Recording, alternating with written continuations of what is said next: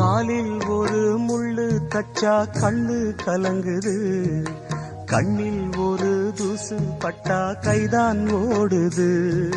சேவல் அன்று கோடு கிழிச்சு வேலி போட்டது, வேலி தாண்டி கோழி போக வேளை வந்தது.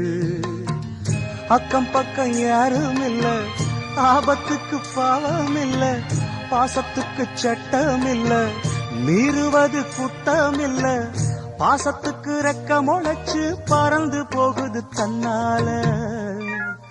சம்சாரம் அது மின்சாரம், சம்சாரம் அது மின்சாரம்.